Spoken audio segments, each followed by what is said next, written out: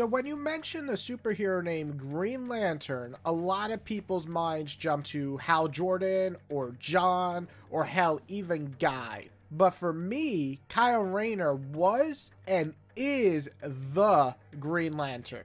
So if you haven't watched one of my videos, what I like to do here is go back in time and kind of tell the history of the character and just get into a deep dive basically and kind of tell you why he means so much to me and why I think he's one of the greatest legacy characters ever by DC.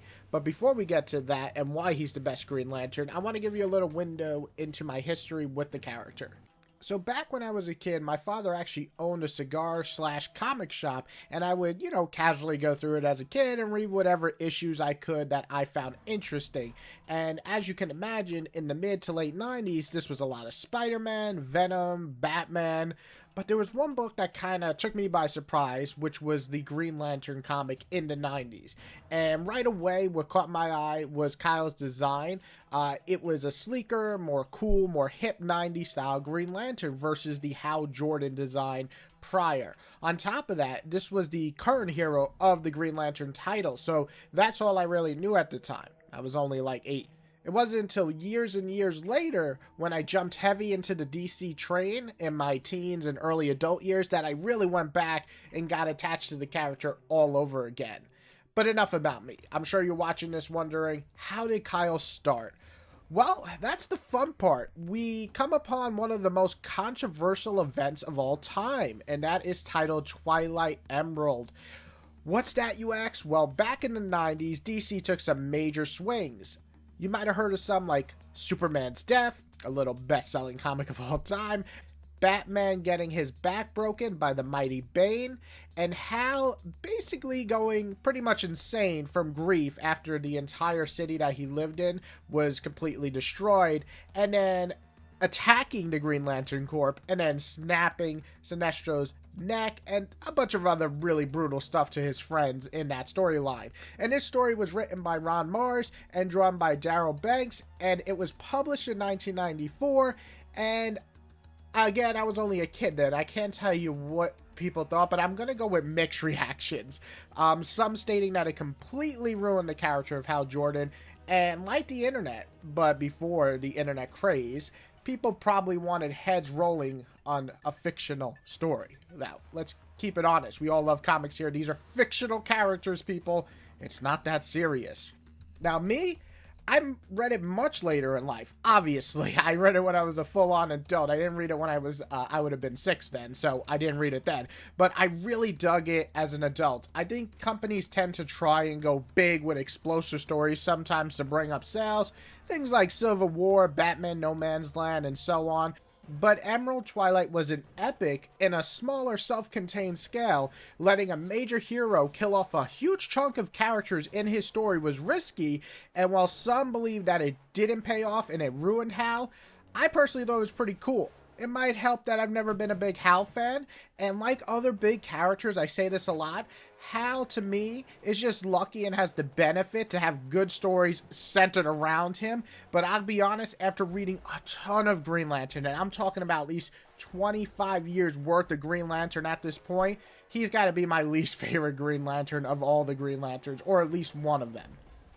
But anyway, let's get deeper into Kyle. So after the mass murder by Hal, we arrive on Kyle, and he's just a graphic artist who's just living and working in Los Angeles, and soon after all that craziness with Hal, the Last Guardian seeks out a new bearer because, that's how it goes when one goes crazy. But unlike some other characters, he just picks Kyle because, well, he's there. And I gotta be honest, I love that. I really do. I am so tired of picking people based on some fate that there'll be some amazing and great hero one day. This made me feel like anybody can be a hero if they choose to be. And even as a kid, when I was reading this character, he came off different than other heroes. He wasn't destined to be a hero. He became a hero because he chose to be. And as an adult, I think that's even cooler. So soon after he gets his suit and, hangs out with his girlfriend. Another thing that I love, because most times heroes keep their secret identity, hidden. But you know, whatever. Kyle was just like, listen, I'm pretty much a hero now, and I'm going to tell you because I love you. And I thought that was cool because it was different. And of course, his girlfriend's like, listen, maybe you should change your uniform because, I don't know, Hal just killed a bunch of people. Oh, yeah, that's a good idea. So he changes to a more modern, hip suit, like I said, and it definitely looks cooler. Definitely has that 90s zing to it, and I really like that. But yeah, I thought that was just a cool little thing. I just wanted to throw that in there. But not long after that, Kyle must face off against Mongol. I think I'm saying, I always feel like I'm saying his name wrong. But he's that biggest, strong hell villain that Superman has trouble fighting. That's right. And this is Kyle's first major fight. And even though Superman comes in and teams up with Green Lantern, which is an awesome way to introduce a hero. You come with one of the strongest, if not strongest DC character. And he comes in and just lays the smackdown with him. I thought this was great. But what I really liked is Superman is surprised to learn that Kyle knows really nothing of Hal or the Green Lantern Corps, meaning Kyle's a new, interesting legacy character as he's doing it by choice and not obligation because he had to follow in the footsteps of the hero before him. See, I love this type of stuff. It's fresh, it's new, it's fun. Now, talking about the early years, the next major controversy comes pretty soon after, and this one is the big one. So Kyle trains a little bit to be the new Green Lantern with his girlfriend Alex, and not long after, a supervillain by the name of Major Force. Yeah, I know, guys. Major Force. I know. You don't know of him, right? That's okay. Most people don't. But what happens here is he murders Alex, Kyle's girlfriend, in a major moment, an infamous, what they call fridging moment. If you're not sure what that is, well, that's okay. We don't shame here. This phrase comes from the events of Alex being murdered and stuffed into a fridge for Kyle to find.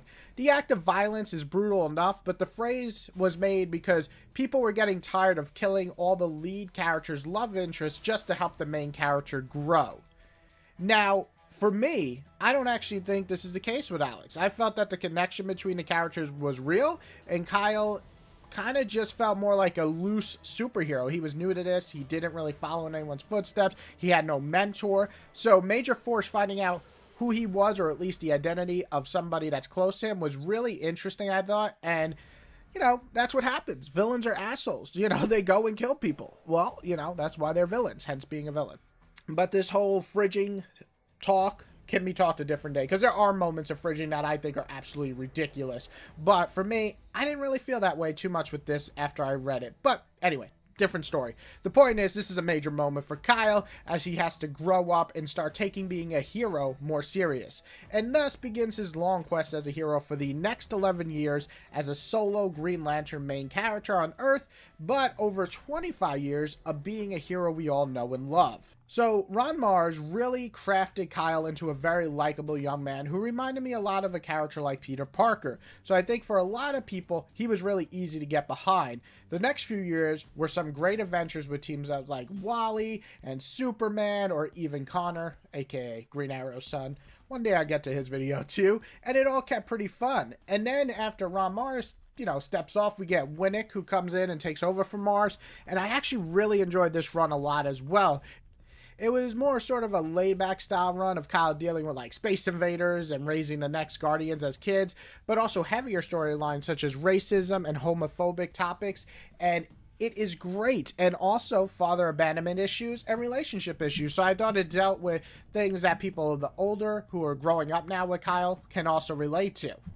So I really want to talk about some storylines that really stuck with me and made me such a big fan of Kyle. And I do love his early career stuff, but some other stuff that I really enjoyed is that Winnick run. I thought one really interesting storyline in there is Kyle gets the power of the Ion, which makes him like a god, basically. He can do and see pretty much everything. He can make split-second choices so quick because he has the power to do everything. He is a god. He makes Superman look like a regular dude just walking down the street. So to be a god is a task most people would probably collapse under, let's be honest. However, Kyle doesn't only do it, he does it pretty well and with respect to other heroes like Superman and such. And when it's time to give up that power, unlike most who feel that power would make them more worthy, he gives it up knowing he could still do good as the hero he is. And for some reason, this storyline just kind of resonated with me a lot because it brings it back to who Kyle is. Just a regular guy trying to do the best he can and being a hero because he chooses to be. All comes back to that. Another major storyline or arc for Kyle comes when him and Guy basically become bros during the Green Lantern Corps era. Now, this era happens alongside when Hal returns as the major Green Lantern and gets his title back. While that happens, Kyle and Guy basically embark on a fun space cop mission, which is both funny at times when they're having their fun back and forth dialogue, and then some really serious moments because, well, like anything, they are basically space cops. So, you know, space cops get ambushed and they get killed and shot at in space with lasers, but still you die, you know? So this was really an interesting time for Kyle, and you got to have more space adventures with Kyle and Guy. I like Guy, but let's be honest, I'm reading it for Kyle. And I thought this was a great era for him. It definitely wasn't as focused on him all the time, but seeing him bro out with other characters, I really enjoyed that. And you get a little bit of relationships in there. You know, we got to have that. It's great.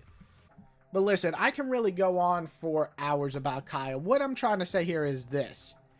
From becoming what soon to be a Green Lantern, then to a White Lantern, to help saving planet, to getting taken over by Parallax, to even dying and then taking over a new ragtag team called the Omega Men, Kyle has been through the ringer, and he's still around. And you know what? This is why I like Kyle so much. He's just a regular dude, just starting off as a graphic designer, nothing more, not a major pilot, not a military dude, not some destined hero. He's just a guy who was picked because he was there, and he did the best with that what he could. And becoming a hero when he had no obligation is awesome to me. Unlike most Green Lanterns, the ring didn't really choose him. He chose the ring and the lifestyle and did the best he could. And I really feel like a lot of people out there in life can relate, certainly me, because I think that I always try to do the best I can, and I'm just a normal guy. So I really liked how Kyle kind of lived his life as a hero. So for me, Kyle isn't only the most relatable of all the Green Lanterns, but he's also simply the best Green Lantern ever. And I really hope you guys enjoyed this. I had a blast making it. I love Kyle. If we want to talk more about Kyle, I'll gladly talk about him in the comments. He has always been probably one of my top 5 legacy characters, and I would like to talk more about him, but I think I summed up my feelings of why I like him. So hope you enjoyed this video. If you have other characters that you really like that you want me to talk about, let me know. I'll probably either read about them so I get to know more, or I might have read them and I want to make a video anyway. So put them down below.